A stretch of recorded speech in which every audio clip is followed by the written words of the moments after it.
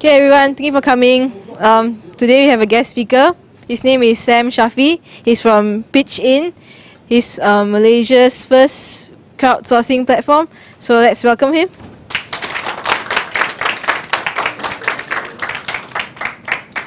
Thank you, Yvonne. First of all, congratulations guys for making it at 8:30 p.m. During my days, I'd probably be in my room sleeping, so good for you guys. Right, so I've been actually invited by Professor Mushtaq to come and talk to you about entrepreneurship. Now, what was really interesting and exciting to me is that when I learned that you guys are from the engineering school, or the engineering faculty, yeah?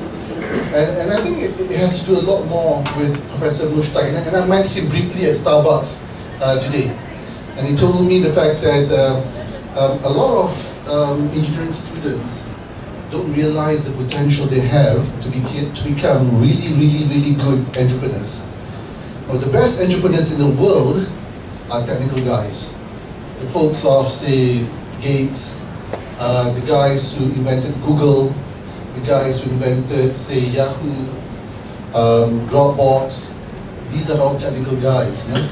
And one thing which caught my mind when Professor Mushtaq wanted me to actually brief you guys is that he doesn't see or see the logic of you guys working for business people. He wants you guys to actually go out and be entrepreneurs yourself. Yeah? Because you already have the skills. What you need to input into yourself is the knowledge of business. Yeah? And it's very simple, comparable to what you guys are doing in engineering. I myself, I'm a law graduate, right? So I took up law because I sucked in maths and science. Yeah? So that's why I took up law. Yeah? But having a law degree prepared me in the days ahead in terms of businesses, entrepreneurship. No, it's something, a skill set which I think anyone can learn. What I don't have is the technical knowledge that you guys have. That's where you guys have the advantage. You know? And I agree with Professor Mushtaq that if you guys could take some time to understand what entrepreneurship is all about businesses, you guys can go far. Right? So, before we start, just a bit of introduction about myself. I'm a Kajang boy. Any Kajang boys here? No? Okay. Alright, okay. I went to school in Sekolah Menengah Teknik Ipoh, not the best school in the country, right? It's a technical school. I took commerce. Obviously, I didn't take mechanical and also engineering, because again, I suck in maths and science. So the only way I could actually move forward was to take up commerce. Even then, I hated principal accounts, I hated science, I hated it, right? So after Form 5, barely got my first grade. I think you guys don't have any first grades right now, right? I think it was like 9 A's or 8 A's. There's no like first grade, second grade, third grade, right? During my days, I sound old when I say this, during my days there was first grade, second grade, third grade. I barely made it to the first grade, right? Which you have to have aggregate 24 to have first grade. So I think I got 22, so just barely. Yeah? So I did my law in UCAM. So I'm actually a lawyer by training. Yeah? So my working experience actually started after I finished my chambering. Now, a chambering is a 9-month program where I have to be attached to a legal firm where they train me to be a lawyer, and after that I'll be called the bar, right? And then became a lawyer, a full-fledged lawyer. So I did my chambering from 92 and 93. Anyone you guys been born? Okay, okay, don't forget that. Right. In June 93, I then joined the legal and judicial service, and I was a deputy public prosecutor. Right? I was not like this those days. Short hair, suit, tie, very prim and proper. So I was a deputy public prosecutor until 97, where I did mostly commercial crime cases. So what I did is that I go to court and prosecute people who commit cheating, criminal breach of trust, fraud. So those are the cases which I take upon during those days. And during those days, I went against the late Kapal Singh, some of the big lawyers, or Shafi Abdullah, the current lawyer who's actually acting for the AG on appeal against Dato' Sri Anwar Ibrahim's case. So Dato' Yusof Zainal Abidin, who was the prosecuting officer for Dato' Anwar Ibrahim's case, was also my former boss. Yeah? So I enjoyed it a lot, yeah, being a DPP. It's stressful, but going to court and really going against great minds like Kapil Singh was a challenge intellectually. Yeah? So even though it was stressful, I loved it a lot. But I left in '97. Why? Economics. They were paying me peanuts during those days. I was only earning 1,399 ringgit per month. And it's just pathetic if you want to live in KL. No? And I was about to start a family and all that, so I just couldn't live on that salary. Yeah? So I had to leave. Yeah? So I left in '97 to join the Securities Commission. Anyone here familiar with the Securities Commission? Okay, the Securities Commission is the authority in terms of securities, which is shares, capital market. These are the guys who look after the Bursa Saham, yeah? Shares, companies and all that. So I was there for 3 years, doing regulatory enforcement work. Again, loyally boring work. You know? To be honest, I did not really enjoy myself there. Long story, I don't have time, right? In 2000, I joined what I thought is the future for mankind. And that's what, in '97, I think Malaysians started using internet in a large way. Yeah? Jaring started offering internet, TM started offering internet. It was still dial-up internet at those days. No unifying, no broadband, just dial-up. I miss those days. You know, when you click and you can hear the phone ringing, you know, on the back. Yeah, that's right. So very nostalgic. So MCMC was supposed to be the regulatory body to look after the communications and multimedia sector, the sector where internet is covered, right? So I joined there and spent 8 years. Now, in those 8 years, I only spent a year doing legal stuff. The other stuff, I learned my own during my own time and actually headed the network security department, which is a technical division. Right? And nothing to do with law, a lot to do with programming, software, right? And I headed the network security department. Until today, people think I have a computer science degree. I don't. Yeah? I have a legal degree, but I actually headed the network security department for 8 years in MCMC. And during those years in MCMC, I chaired the security working group for APACTEL, which is the Asia Pacific Telecommunications Working Group. Yeah? I also chaired the international working group to develop the Global Cybersecurity Agenda by the ITU, which is the International Telecommunication Union, the largest groupings of nations, even larger than the United Nations itself.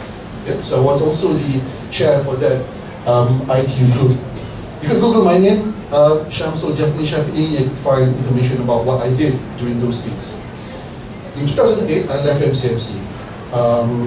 And for the last 15 years then, from '93 to 2008, I spent 15 years in public service. Yeah?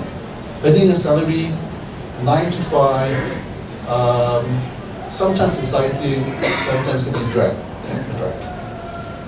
So, just in a nutshell, my public service experiences from Jabatan Peguam Negara or the AG Chambers to Securities Commission to the MCMC, all bodies are related to regulatory enforcement. Yeah? So that's basically my forte because I'm from a legal background. Yeah? However, I've always asked myself, do I have it to actually succeed outside? You know, being employed is comfortable, but it also makes you wonder what's outside there.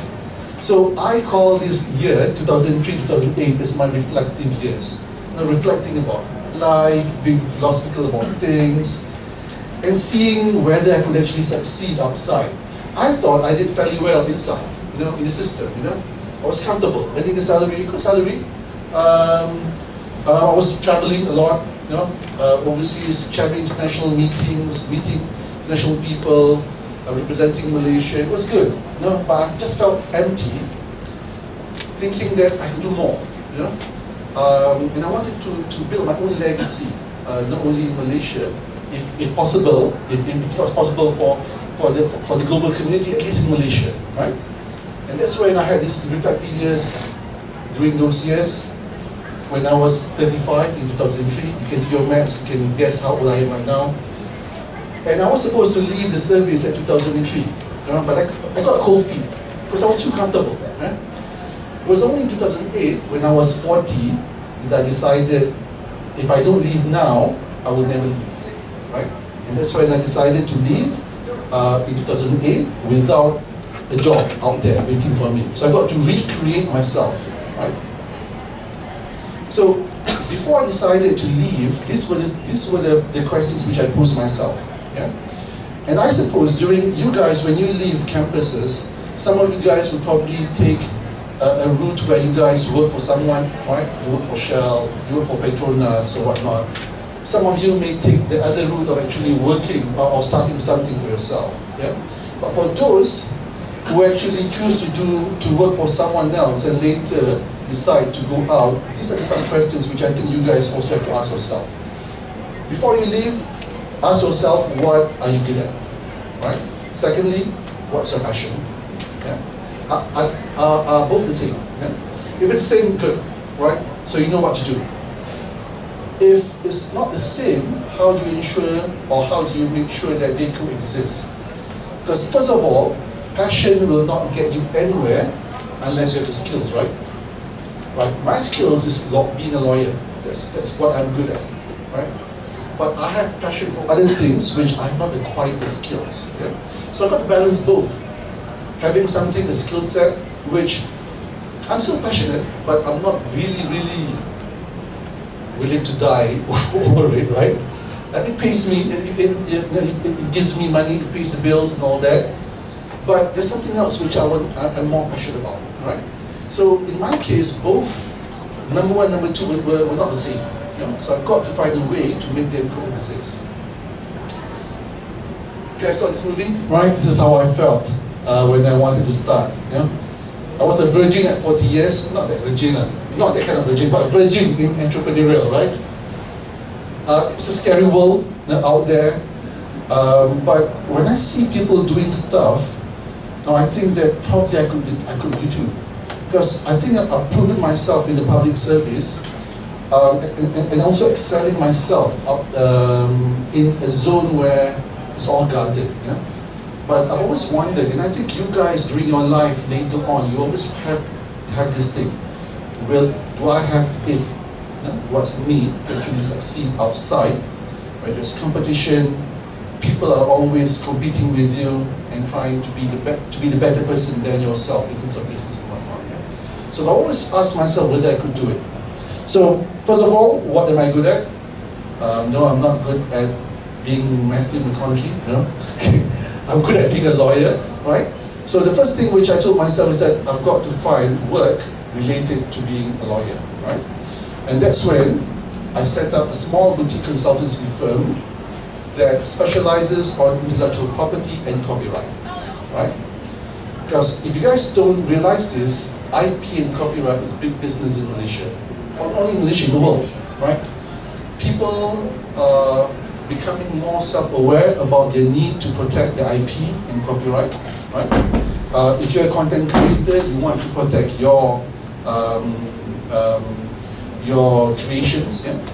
And I can tell you, businesses are prepared to pay good money, really good money, right? So that's why I decided, after doing my research, I decided to open a small boutique firm, and I'm now representing the major studios from the Motion Pictures Association, the MPA. So if you guys have heard of the MPA? No? So they represent the big 6 studios, Paramount, Fox, Sony, Universal, Columbia. So I represent them here in Malaysia. Yeah? So that's one thing which I was good at, being a legal consultant. So I set up a small boutique consultancy firm. Next thing which I was good at was network security, right? I spent 8 years, and I thought it would be very wasteful for me to actually just leave that area, yeah? Because I did a lot of work, built contacts around the world. So I set up InterSecurTech in November 2008, where I teamed up with my colleague from Korea. Now, he was working with the Korean Information Security Agency, KISA. So I worked with him, and we set up InterSecurTech in Malaysia.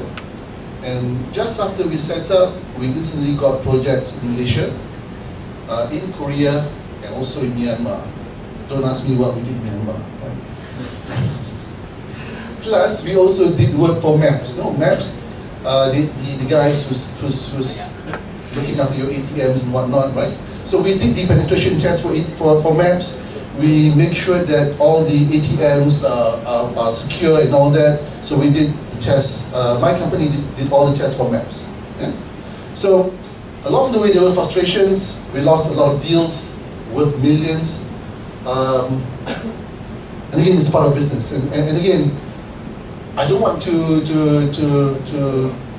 make it sound as though it will be difficult if you were to choose businesses or entrepreneurship as a ways of means of actually putting food on your plate. Yeah, but it's hard, you know? Especially businesses where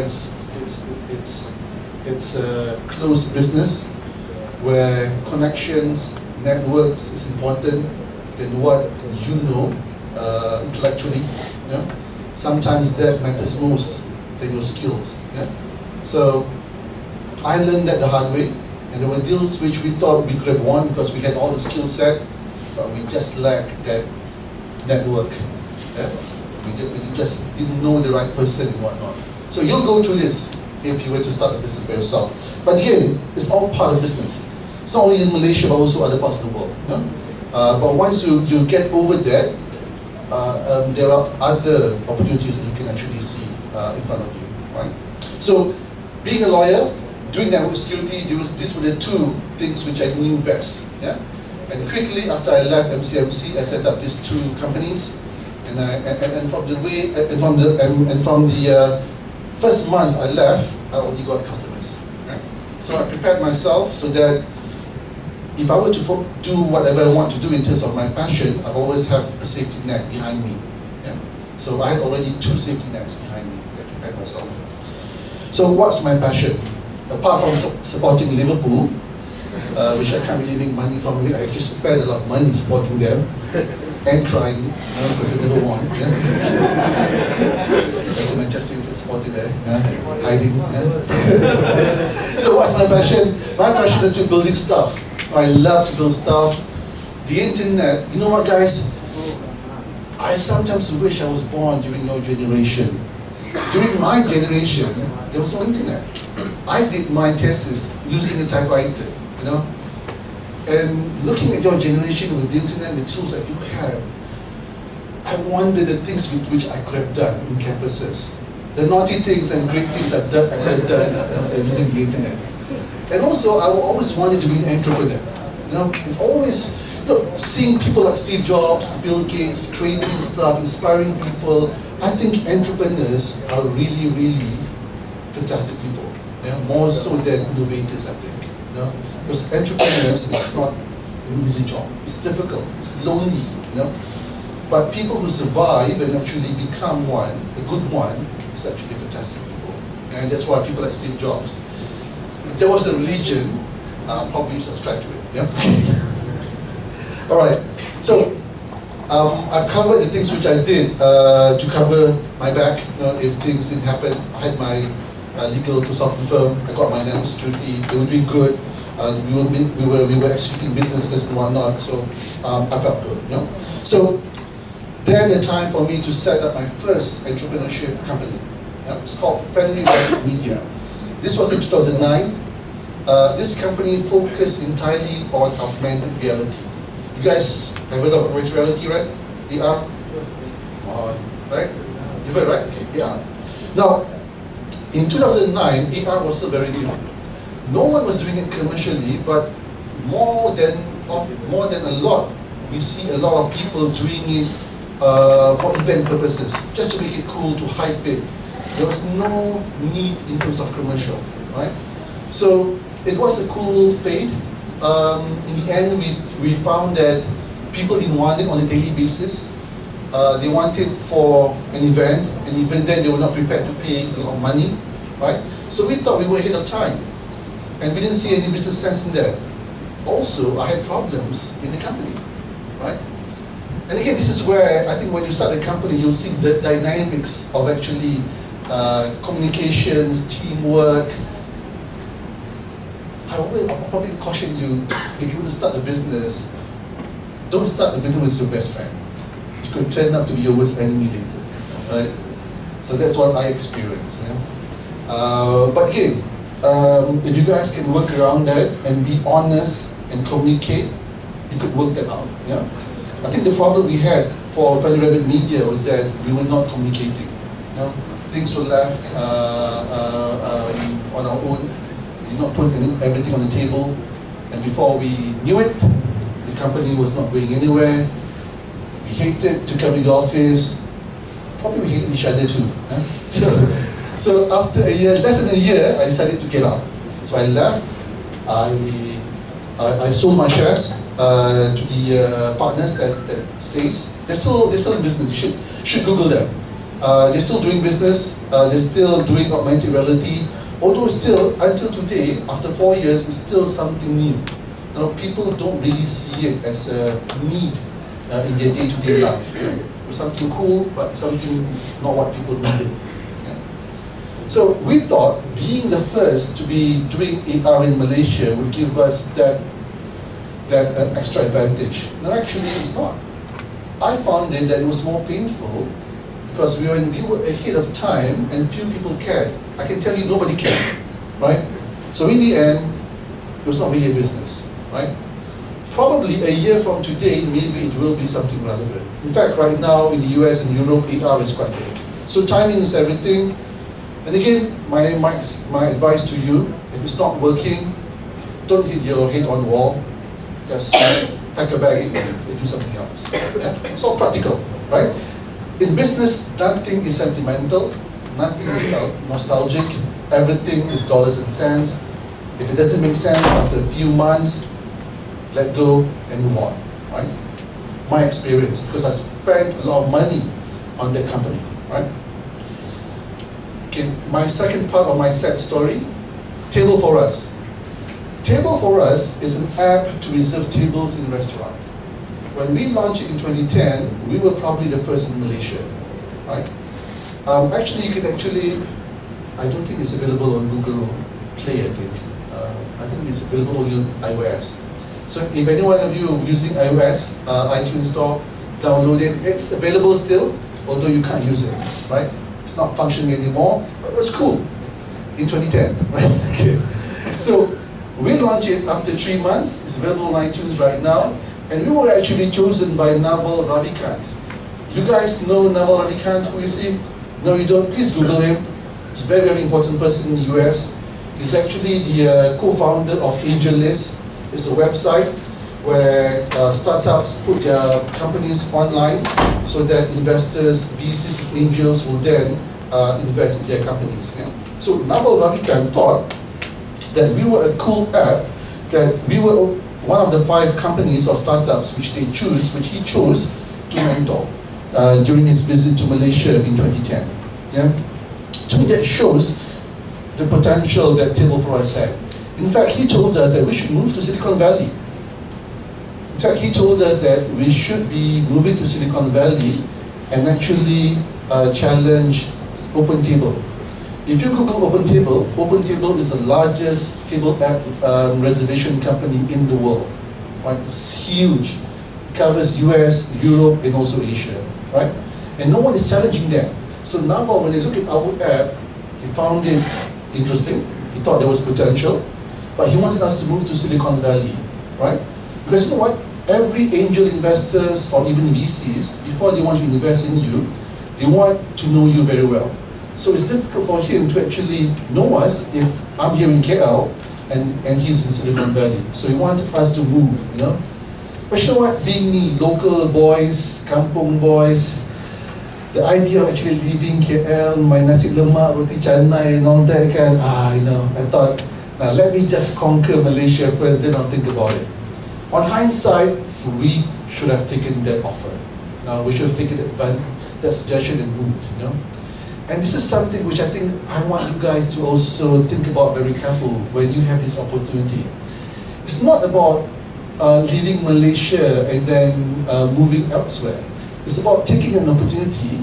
Once you make it there, then you come back and you support the local ecosystem. Yeah? I lost that opportunity. So something which I hope that you guys won't make the same mistake. If you have that opportunity, the chance, do it. Yeah? Don't overthink it. I thought for me, again, the difficulty was that I had a family. My son was going to school, so it's difficult for me to move. But if I was younger and single, I probably would. Yeah? That's the danger of starting something at 42 years old, right? It's difficult to actually move. You know? So you guys are still young. When you go out, think about it, right? So Cable for Us did so well that we received an offer from a well-known angel outfit in Singapore, right? And this is where I think the trouble started in this company. Again, I did not really learn my lesson from Flying Rabbit Media, and then I'm sharing this with you guys, being open about it. Again, I did not communicate very well with my co-founder, which is also a friend. I think he's still a friend. I think we're still friends. Yeah. He's still on my Facebook, so we should be friends. Yeah. So this outfit in Singapore offered us money in exchange for equity. They wanted 30%. No, the money was not that big. It was 300,000 ringgit, right? But still, I thought the company itself has deep root networks in Singapore and Malaysia. So by having them as part of our company, they could actually bring us places, right? However, after 3 meetings, my co-founder, who was the main shareholder then, decided not to. So we passed on that opportunity, and from there on, our company just went down south. Admittedly, I was quite annoyed and pissed that we did not take the offer, because I thought that they could bring us to places where we could have not gone, because they got deep network connections to Singtel, StarHub, and also to local guys like Star. These guys would actually pay good money to actually invest and also bring us to those parts of the world. And you know what? One of the local companies which later this particular angel invested in was actually sold to Singtel. This was after we told them no. They then chose a Singaporean company who did also restaurant reservation, and they were bought over by Singtel for $11 million. It could have been me, dude. I could have been sitting here. You know, I could be doing something else. You know? So we missed the opportunity. So it really annoys me in a way that we missed that opportunity. But then you live and learn, right? The app and the company is still alive. Unfortunately, fortunately, I don't know. It's still alive, but nothing's been done. The team has moved on. My co-founder is doing something else. I'm doing something else. So it's quite sad in the end. And in the end, our opportunities were all stolen by our competitors. Yeah? Right now, there's a company called Table App. Check them out. It's right now probably the hottest table reservation company in Malaysia. They came 2 years after we started. Yeah? So they're doing quite well. And I hear they also got invested by an angel. Yeah? So good luck to them. Yeah? So again, like I said, being the first never guarantees you anything. It is very important, guys, about equity. How much equity? Not everyone wants to own 100% of everything, right? We do, right? We want to own everything. But you know what, guys? My experience is 70% of something is better than 100% of nothing. In fact, 10% of something is better than 100% of nothing. In the end, we had 100% full control. We had nothing to show, right? So appreciate the fact. You know, ownership. Yes, you still want to control the company. That's important because you're the entrepreneur, you're the founder, you know the direction of the company and all that. But giving out some equity to people who may help you to bring your business to the next level is equally important. So when you think about this later on, when you do your own businesses, don't think so much about wanting to own 100%. Think about what these people who actually will take 20 or 30% of your company can actually help you. Because these people will help you. And this particular angel who wanted to invest in us, they actually invested in 2 local companies in Malaysia called iBilik and also Carlis, right? You've heard of them, right? And they were bought by Star Media for 10.5 million. ringgit a year ago, right? So my point is, these guys, they know this stuff. So had we accepted their offer, we could have made our millions. Yeah? So lost opportunity, but you live and learn. I learn, and we're still in touch with that angel. He's also asking me, what's my next big thing, because he wants to, keep track of what I'm doing.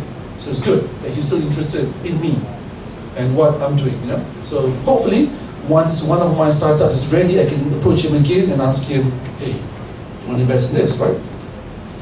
Importantly, again, like I said, know your partner. Now, even if you're a best friend, you really, really don't know him until you do business with him. Then you really, really know him, So, if you can afford it, probably don't start a business with your best friend. You probably won't be friends after that, Because again, entrepreneurship is hard work, And you feel that you're doing all the work, the others not doing, then there'll be bad blood. Yeah? So, just a word of caution. Now, the better story of my entrepreneurial experiences. Now, within all these years, my consultancy and my network security is doing well. It's still doing well. It's actually paying me the bills to start all this nonsense, right? because Family Media did zero, Table for Us did zero, spent a lot of money. Talking about 6 figures, right? So money down the drain, right? But there's always that hunger to find that winning recipe, right? So I'm always looking for that. And again, the more times you fail, and this is something which I think Asians, especially here, us Malaysians, the word failure frightens us. The word failure is something which we are ashamed of. No, we don't want to celebrate our failures because it shows that we're weak.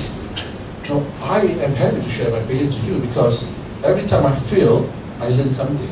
For the past 2 startups which I started, I learned a lot. Yeah? And again, even after failing the first one, there were still things which I repeated again during my second startup. Right? For the third startup, I was very, very careful. Right? So I started Watchtower and Friends. It's a company where we build mobile and web apps. Yeah? People will always ask me what's behind the name Watchtower and Friends. You guys know the movie Watchmen, right?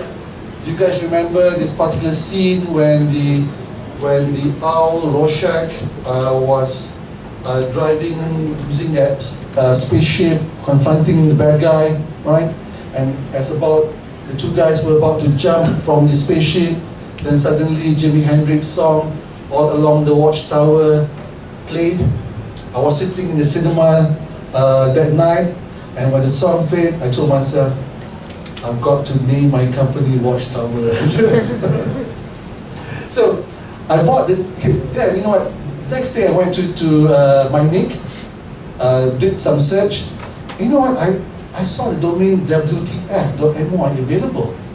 Nobody bought it, right?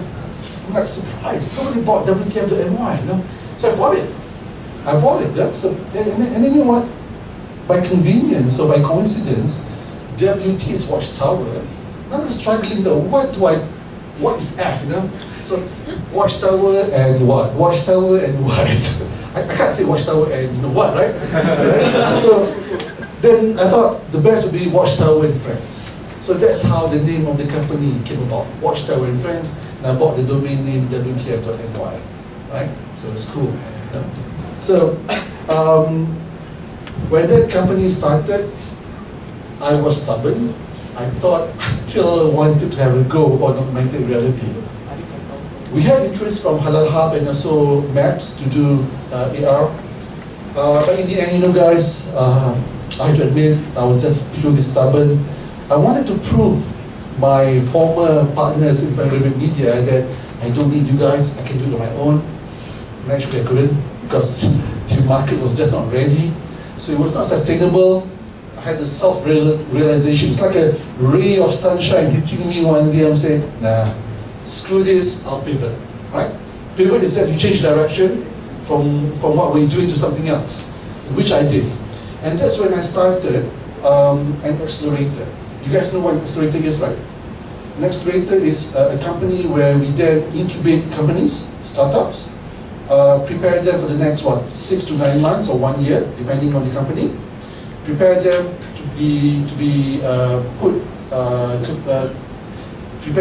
for them to be ready to be offered commercially their products. Right? So Pitch-in was the first company which we started. I'm happy to say that Pitch-in right now is doing quite well. It's a crowdfunding platform. If you guys know Kickstarter, yeah, we're a local version of Kickstarter. We're not a serious Kickstarter yet, but we're getting there. Slowly, but we're getting there. Tapao Fest. Again guys, Pitch-in is probably the youngest crowdfunding platform comparable to our friends in Singapore, Indonesia, Thailand, and the Philippines. But Tapao Fest, the recent project that just finished last week, is the highest project ever to raise money on a crowdfunding platform in this region, yeah, which we are extremely proud of. They actually wanted 85,000 ringgit, but after 30 days, and they did it in 30 days, guys, not 60 days, not 90 days, not 6 months, but in 30 days, they hustled, they met, they begged, you know, they asked, and 345 people gave them 87,075 ringgit. Right?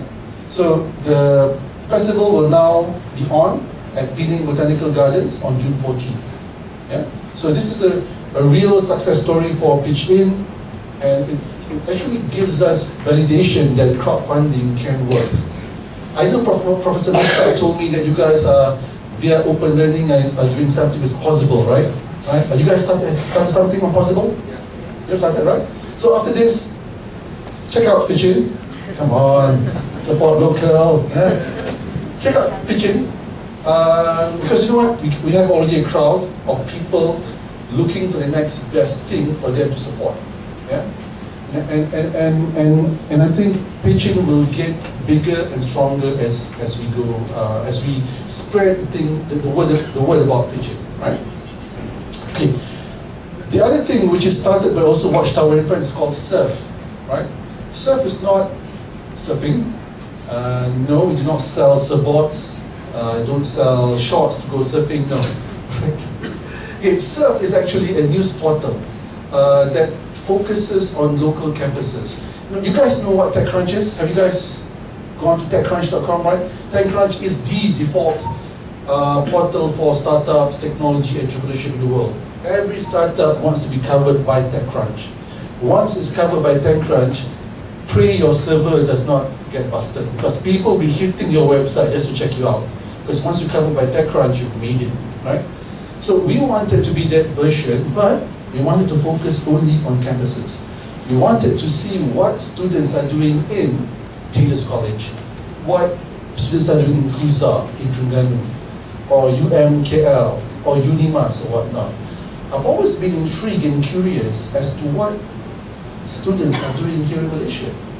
Because when you think about it, Microsoft, Apple, Yahoo, Google, it all started all in campuses, in Stanford, in Harvard, and whatnot, right?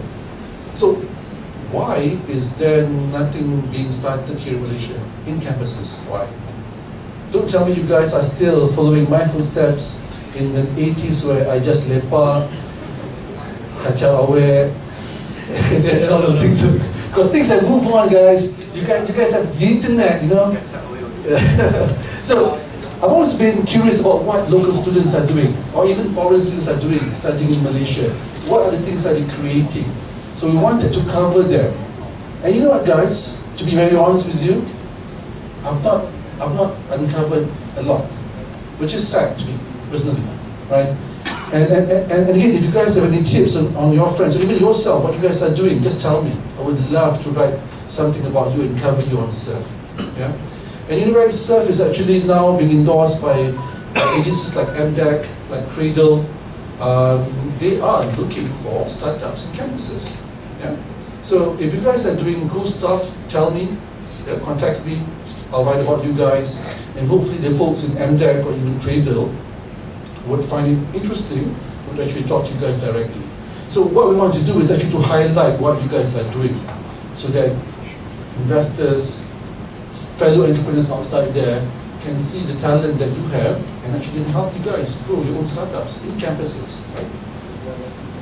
So the other two startups that we're actually doing right now, still in stealth mode, is TalkFilm. TalkFilm is a film review portal via video. We think people are just lazy to read, and I think it's a video era. You know, people love YouTube. They love watching videos. Look at Genie Boy. Look at the other Malaysian local YouTubers. Look at Sai, 2 billion clicks on that stupid song. You know? So it's the era of video. People don't read, unfortunately. People like to see video. So we're thinking of actually setting up this particular portal where we will crowdsource people to do reviews, 1 minute to 2 minutes of reviews. So the idea is actually to have our own channel where you can then record your video. So once you record it, then you'll see our own design player. You see your picture there. And you do your own video reviews. Yeah? In the end, you could yourself be a celebrity by itself. And that's why some of the local YouTubers are now celebrities, you know, by putting their content out there. We want to unearth the next best movie reviewers. Yeah? So we're hoping that to launch this, if not this year, next year. Yeah? It's called TalkFilm. The other app that we're working on is Mock Jobs. Mock Job is an app that helps you to find jobs. But the difference between this and also other websites is that it will be purely an app. It will not have a website. There will not be long-winded resumes. We want resumes to fit the screen of a phone. So the challenge for job seekers is that you need to tell your prospective employers who you are in not more than 40 words. If you can't tell your prospective employees what you do in 40 words or skills and whatnot, then you probably have difficulties trying to actually sell yourself. Yeah? So we're trying to change the mindset of job seekers and also HR. Yeah? So it's entirely to be on mobile. So we're quite excited about this. We think it's a cool product. The design is cool. Of course, I'm biased, but I can bet you guys this is really cool. So hopefully, before the end of the year, or probably next year, early first quarter, we'll launch this. Right? So all these 4 projects are entirely our projects. Right? So when we did this, there were interest from other people, from startups, who have heard of the good work that we do, and they now wanted to be incubated or accelerated by us. Right? And that's where we decided to then set up, within Watchtower and Friends, Watchtower Accelerator. Yeah? Where we pick and choose companies which we think have potential. We then put them under our wings for 6 to 9 to a year before we release them outside. So we got 3 startups right now on Watchtower Accelerator, Tapao TV, right? Which is quite a cool content, local content. Once it goes live, you guys should check it out. Satchel and Withinity is an e-commerce platform. Withinity is a platform using iBeacon. If you use iPhone, you know that iBeacon is available on iPhone 5 and whatnot. So we're also talking to 4 other startups to join us later this year. So by the end of this year, we should have 7 new startups in our accelerator, where we will help them then grow their company and then compete in the commercial world. Yeah? So we're really excited about this. Right, so, and you know guys, I've always been focused on web and mobile apps, you know, software. So I've never thought I would start a store. Yeah? This is where the 4th edition of my entrepreneurial story, which I took a stab on building an actual store, a brick and mortar store. Yeah? And I did this with a partner in Korea. And we called it Blockspace. It's actually nothing fancy or nothing technology or nothing difficult about it. In fact, if I told you this, it's just, really, that's a business? I can tell you it's doing great. The business is actually renting, or not really renting, is that we provide Legos in our stores, right? Legos. So we have currently 4 stores. So parents will then park their kids at our store or Lego shop, and they spend 15 ringgit per hour. And I can tell you guys, I don't know whether parents hate their children, but they actually leave their kids for hours. We've got a couple of parents who bought 100 hours worth of nearly 1,000 ringgit. And you guys, I can tell you that they want to buy 100 hours, we told them 1,000 ringgit, they just took the credit card, swipe, swipe, swipe. I'm like, wow, you really hate your kid. But it's good business for us, because parents will leave their kids. And parents will go to shop, they will buy their coffee shop, and spend hours. They want their me time with the other half, so they leave their kids to do their stuff in our store. So what the kids do is that they just sit there and play Lego, right?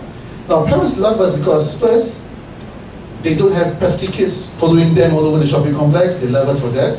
Second is that Lego is expensive, and if you and you guys know this. If you lose a small unit, then you probably can't use it anymore, right? So by using our services, they save on money, yeah, in terms of buying 80 to 100 and 200 ringgit worth of Lego, yeah. So they love us for that. So we save their money. I think they think like, no, I don't think so. But it's good. They think that they save their money by not buying Lego, but actually putting their kids to our store. But actually, if you spend 4 hours in my store, you're actually spending 60 ringgit, right? At another 10 ringgit, you could actually get a Lego. But the business model works.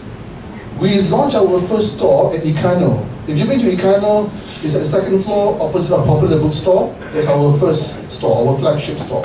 Small, 600 square foot. I can tell you the rental is high. I'll share with you. It's 12,000 ringgit, right? For just 600 square foot, right?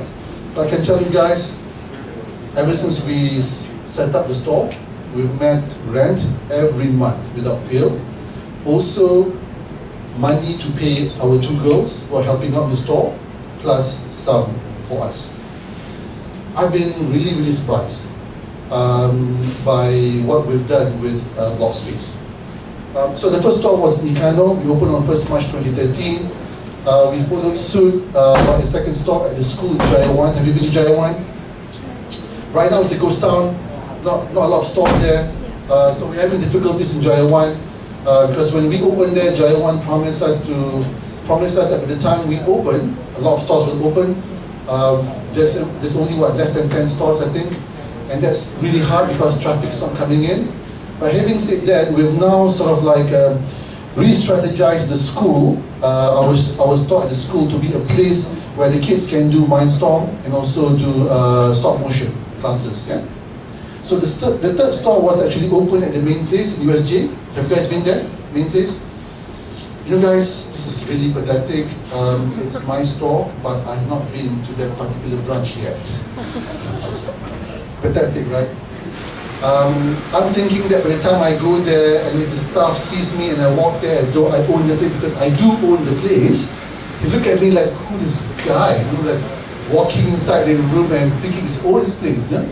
So I've got to make a mental note to visit the main place soon. So the third store was at main place, and just recently, last week, we opened at Empire Subang, yeah, the 4th store. And the 5th store will be coming up soon at One Monkera. We're going to target the expatriate, expatriate side of it, right? So after less than 2 years, in fact 1 year and 3 months, we've actually opened 4 stores. And I can tell you guys, the stores are making money, doing very well. And when I tell people are like, really Sam, that's it? You're just renting Legos? Yeah. And you know what, and sometimes guys, and you guys will see this, sometimes it's not the most difficult ideas. It's something which is simple in front of you that you can actually make a lot of money. Sometimes we entrepreneurs we think that if it's not difficult, it's not cool. No, I want to do the most difficult thing. And in the end, suffer. Right? Not making money, you're spending money, but not making money. Block Space is actually a no-brainer. No, it's just Lego. We buy Lego, and we bought Lego cheap. We bought Lego from Korea. If you guys want to do this, Lego in Korea costs nearly 40% cheaper than it's sold in Malaysia. So even after paying our custom duties, we still are cheaper there by 20%, right? So we import our Legos from Korea, we bring them here, and then we put on our stores. Kids are happy to choose whichever Lego unit they want. They spend whatever they want. In fact, if they bought with one unit, they can pick another one. By all means, spend as long as you want, right? So that's the business model. Direct, simple. There's no science around it. It's just, you want to play a Lego, give me 15 ringgit. That's it, right? Simple. And that's the most, and that's right now the business which is really doing well for me. Yeah. So again, when you start something, don't try to think about the most difficult thing. You know, sometimes what's in front of you is probably the easiest thing. Yeah. So Blockspace was really a surprise to me. Yeah. Because you know what, I always thought that I wanted to do something difficult, and I am doing something difficult, trying to build companies like mob jobs, like Pitch In and whatnot. It takes time, it takes money, but Blockspace made money from day one. Yeah? So it's great. So why entrepreneurship? Okay guys, before you embark on this, just some facts. It's hard. No, it's really hard. You can mess up relationships if you don't take care of it, even at home. You know? Because you're always constantly thinking about entrepreneurship, thinking about how do I pay that software programmer, how do I pay that designer, right? Lucky for me, I've got safety nets. Yeah? Now I've got 3 safety nets, so that actually helps me. Yeah? So I sleep well nowadays. Tuesdays I wasn't sleeping very well, but right now it's becoming good. Yeah? It can be lonely during the early days. Yeah? Your family won't understand you. Why lah? Go lah, work for someone. Get monthly income. Yeah, 9 to 5. You come back, you can lepak mah, right? Yes, you can. I've worked there 15 years. It was good. Yeah, it was good. But there was a moment that you then decide, this is too easy. Is this life all about? No? 9 to 5? No? So there was, and I'm sure that you guys will do this. One day when you guys driving from work on the federal highway, caught in traffic jam, like, what the hell am I doing, right? I got to start something, right? So I got that moment, and that's when I decided I've got to start something. Right? So it can be lonely. It will be lonely. Friends will question you, families will question you, your loved ones will question you. People will always ask whether you're doing the right thing, right? And again, you're always working for stuff. Okay? So don't sweat the small stuff, I think. Yeah? Because before you even start, you know it's going to be hard. Yeah? So once you have that understanding, it's easy to accept this. It's always something which, before you start something, you already know what the difficulties, the consequences are. Once you accept that, it's easier then to approach it. Yeah? So have that thinking in your head right now. So why entrepreneurship, guys? It's very liberating. I can tell you, when I decided to leave the service, I've actually asked myself, can I do this? You know? But you know guys, once you tender that resignation letter, once you clock out for the last time, you drive away from that building, and suddenly you're just alone in the world. You feel alone in the world, no? Because you now have not that comfort of actually, by 30 hari bulan, I know I buka my CIMB, salary is there, yeah? Always comfortable, you know? Then I didn't know what's next, right? But at the same time, it felt so liberating. I can do whatever I want. I don't have to answer to anyone. I don't have to come at 8 o'clock. I choose to go to work in my office when you guys are struggling with traffic jam. I leave home at 10 a.m. So when I left, my mother told my sister, because I'm the eldest, what is Abang Long doing? Because he's like leaving at 10 a.m. It's like not wearing suits anymore. I didn't tell her that I left the service. And I was like, having my hair long. He thought I was probably selling drugs, you know. He thought I was probably selling drugs. He was worried for me actually. But it was so liberating, you know. It gave me that room to actually create myself, yeah, and find that presence why I am in this world. It's getting philosophical, I do. We should probably dip the lights, but you know what? One second, you will actually see that, you know. And the sooner you get it, the better, you know. I've always thought that if I started this 5 years before I actually left, I don't know, maybe I could have done more things. So I'm actually now against time. I'm not getting younger. I'm 46. But you know what? Entrepreneurship makes me young. Whenever we have meetings among entrepreneurs, sadly I'm the oldest. Yeah. So, but again, I think the experience which I gained from my working life actually prepared me for this. And it's great talking to young guys like you guys, and actually just showing you guys what I've gone through, and so that you guys have a better perspective of what's out there. Yeah. So you also get to create, you know, and build your own legacy. Now, what's your legacy, guys? Now, what's your legacy? Is your legacy working to 9 to 5, getting married, having 2-3 kids, then wait for your time to die, lah? Yeah? Is that it? Is that life? You know? Okay, now I think we probably should dim the lights. You know? Now, so I've always questioned it. I've always been curious about life itself. You know, so I've always thought that I want to build my own legacy. If not for the world, if not the world, Malaysia, right? So I thought pitching something which I wanted to leave the experience of fellow people in Malaysia helping each other, because pitching is actually a community of people helping each other, helping the other person to succeed. It's called paying it forward, right? In Malaysia, sadly, I think it's all about us. It's about me, about me, about me. If I don't succeed, I don't want you to succeed. No? If I don't get this, I don't want you to get this. I grew up in that environment, right? I don't know whether it's still the same, hopefully not. But having pitch-in creates this sense of helping each other, being inspired by people who want to create things, and you want to join them to create those things. Yeah? And giving a ringgit or 10 ringgit to make sure that those things are being built actually makes you feel good. Yeah? Because you're helping your other fellow human being. You don't know him, yeah? But you're inspired by what they're trying to do. And that's what Kickstarter has done. And that's why they're being so fabulous. If you guys don't know this, Kickstarter started in 2009, and it's now, what, nearly 5 years?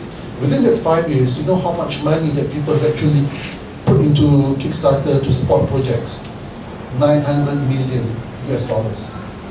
We're talking about 2.7 billion ringgit Malaysia money which people have supported projects. Nearly 66,000 projects have been funded on Kickstarter. And I'm sure you guys have heard of the Pebble Watch. The Pebble Watch, the watch where you can actually talk to your mobile phone. If you receive an SMS, it will display on your watch. Right?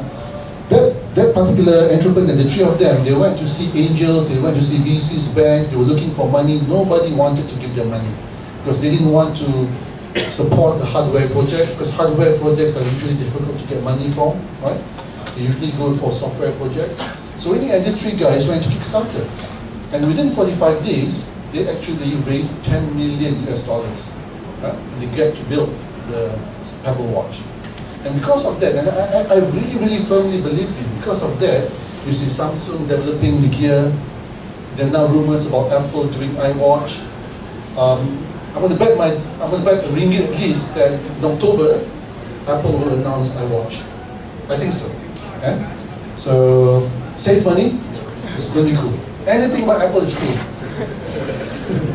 Right. So and again, I think you see Apple and Samsung doing this because Pebble did so well, because they validated the idea that people actually want wearable technology. They want to be able to talk on their phones, to use their mobile phones to read emails and read SMS, to know who's calling and all that. Yeah? So that's how liberating it is using a crowdfunding platform like Kickstarter and also hopefully pitching. Yeah? So let's come back to my last few slides, guys. This is really it. Entrepreneurship is a mindset, it's a way of thinking. You have to be street smart, right? You need to go against the grain. Entrepreneurs are people who goes against the grain. They're not followers, they're leaders, and they're creators. Yeah? And I think you guys are that. Being engineers, you guys already have that, right? Like I said earlier in the day, what you guys need to tune in is the business sense of it, right? Why are you guys the guys who are responsible to create, to engineer, to create software and all that, working for business people like me, right? Or your business friends in that faculty, right? You guys should be spearheading it. You see examples around the world, people like Gates, people like Wozniak, Apple. You know, these guys are engineers. They're technical guys, at the same time, business people, right? So if you guys develop that sense of business, you know, take time to read books like the Lean Startup, you know, what's it called? I forgot the title of the book, but Google Steve Blank. Yeah? He's the guru for startups and businesses. And Steve Blank. Remember the name Steve Blank? Google him, buy his books, read up. You know? You guys already are there. You guys are creatives. You guys are engineers. Develop that business sense. You guys will do well. Yeah. This is what I tell everyone, especially entrepreneurs. This is a great quote by Mark Cuban. He's now a billionaire. He owns Dallas Mavericks, the basketball team, right, the NBA.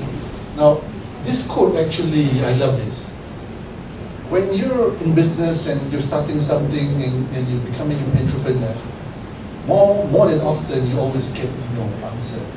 No to this, no to that. You want to seek funding? No. You want to do this? No. Can I sell you this? No, not interested. But one thing which I like about this quote is this. Every no that I receive gets me closer to a yes. When you think about it, it's quite true, right? Sure, I'll probably get no negative answers from people, 100, 200, but the more I get it, the more I am inclined to feel that the next person will actually say yes. You know? And he's the sort of entrepreneur. You know? He's received more no's than yes, but when he got that yes, in the end he became a billionaire. Right? So that's my second parting words of wisdom to you guys, not actually my words, but Mark Cuban. But no, keep this knot. No, just because people say no to you the first time doesn't mean you have to give up. Because the more people say no to you, it gets you closer to this one or two or three other person that say yes, definitely I would love to have your product. Lastly, in the words of Jobs, stay hungry, stay foolish, always question not only establishment but also question how things are done, how business are done. Always be eager to learn and understand what's happening outside. Yeah? So if you have any other questions, I'll be happy to help you. If you guys want to know more about what pitching is, what SERP is, drop me an email. You should not forget this email. It's easy to remember. sam@wtf.my. I'm always on my email. So anytime you guys want to ask any questions or do a project in Pitch In, or want me to write something about what you guys are doing for SERP, or even if you guys are interested to do internship, just call me. Right? I'll be happy to help you guys to be the next big entrepreneur. Because if I see potential, you guys probably want to take equity, right? Because my belief is this: I look at the person, not the idea. Everyone has an idea, but the most important component in this is about the person. If the person is an A-type person, he will execute anything. If the idea is A-type, but the person is B-type, then it won't be done. Right? That's the reality of things. Yeah? So always, when I invest on people, invest on the company, the first thing which I want to know is the person. Does he know what? Does he know? Does he have it what it takes to be that person, that A-type person? And always, guys, surround yourself with smart people. I think in Malaysia, or probably in Asia, we always want to employ people who are less smarter than us because we want to be smarter than them. But it's better to look at the other way, because these guys who are smarter than you will actually help you. Yeah? So always employ and work with people who are smarter than you. Yeah? So there is no shame in not being the smartest in the room. Yeah? But if you know how to manage these smart people, they will help you to get far. Right? So that's the end of my lecture. If you guys again have any questions, feedback, I'm here at least before we finish this lecture. Questions? Feedback? You guys are typical Malaysian audience. Yeah.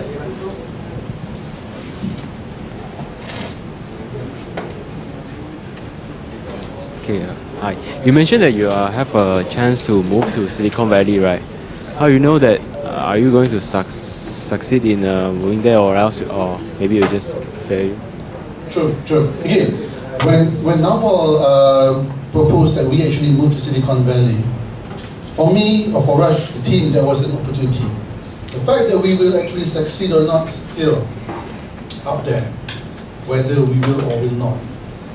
But the only way we know, and this is Naval told us, is that the only way that you will know if you can succeed, because he really seriously believes that in 2010, doing what we did with an app, we will not succeed in Malaysia. And probably he's right. And he thought that the best opportunity for us to actually gauge, to give us really a chance of whether we will succeed or not, is to go to the States. And he thought seriously that OpenTable was up for a challenge. You know? But he didn't know us. He didn't know me. We met for 10 minutes, and he couldn't size me up. Am I really a good person, right? Do I really have what it takes?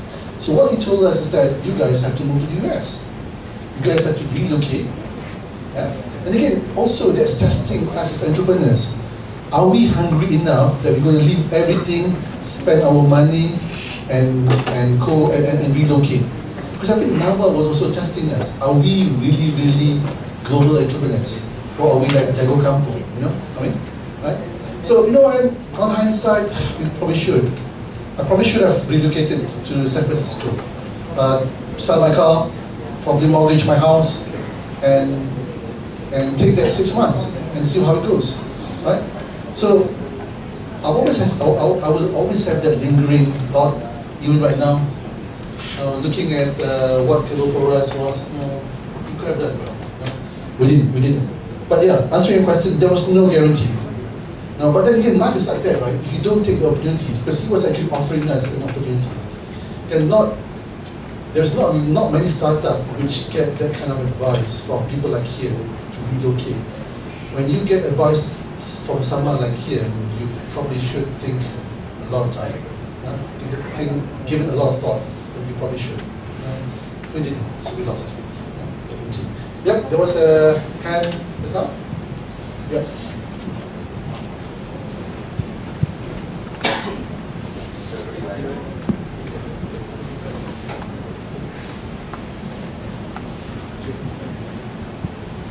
Okay, so you said you started your business after 15 years, right? Yep. So before that, of course, you earn the money through normal employment. Yeah. So is that the money you earn? Is that the money you use to start the business? Yes. Even though I started work, a salaried work, at the back of my mind, I've always wanted to actually start something. You know? And this is something which, again, there are two schools of thought. Some people think that you should just go out there and start something. You see, this is done. Unless you have really rich parents, or someone left you a ton of money, it's going to be difficult starting something from scratch, right? That's the reality of it. I'm a practical person, right? Some people may disagree with me. Some people think that you should just start something when you're out of university. Probably you should, no? If you have the ways and means to support yourself, you should, right?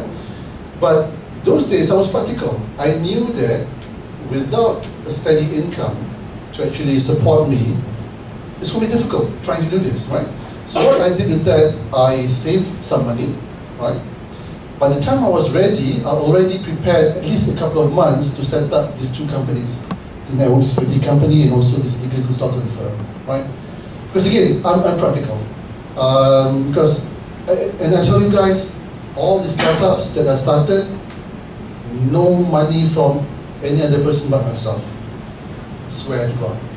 There was no money from my parents, no money from government grants. We don't take grants at all. Everything was started by my own money, which we made from other businesses, all used from there. There was no other resources, right?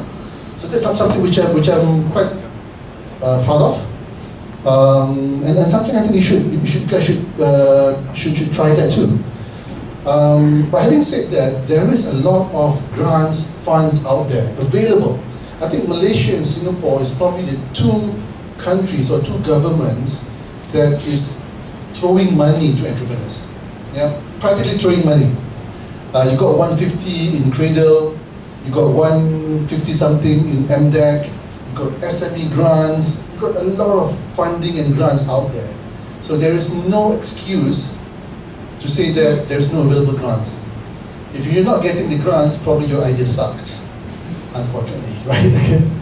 But back to your question, yeah, I prepared myself because I already had a plan. I saved money. By the time I left, the general rule is this, the rule of thumb is this: when you leave something or to start something else, have 6 months of reserve money. Yeah? If you're earning, say, 5,000 ringgit, right? And you want to leave, before you leave, make sure you got 30,000 ringgit. Because that 6 months is crucial. You've got to pay your bills, you've got to eat, right? At the same time, build a business, right? I've had friends who, after 6 months, run out of money, couldn't scale their businesses, went back to employment. There's no shame to it. What he's doing is that he's starting over, right? So act number 2, he works again, saves money, goes out again. I respect the guy, because he's really a true entrepreneur. But he's also being practical, right?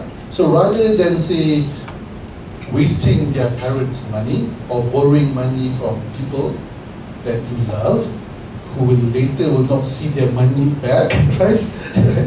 Yeah? Be responsible, guys. Being entrepreneurs is also being responsible. Now it's easy. You tell your father, your mother, you want money, they love you, unless they don't like you, they don't give money, you know. But parents, they love you. For whatever it is worth, they will love you and they will give you money if you ask, right? But then you got to ask yourself, will your parents see this money back, right? If you think they're not, don't ask. Don't ask them. Don't put them to that misery, right? That money should be spent on them going to Beijing or Seoul or Australia for the holidays, man. Right? Don't take their money. So be practical, plan. Yeah, that's what I did. Yeah. Right. Thanks. Any questions? If not, guys, thank you very much. Azmira and Yvonne, thank you. Please thank Professor Mushtaq for me. It's been a joy coming to the class. And again, you've been a good crowd. I'll probably sleep outside, but then I don't have cameras watching me, right? So again, my offer is free. My offer is still there. Contact me whenever you want. Come and visit us, or if you guys want to do some internship, do some work for us, not for free, pay you money. Pay you Starbucks coffee money. Then contact me. Yeah, I'm happy to be able to work with you guys. Thank you.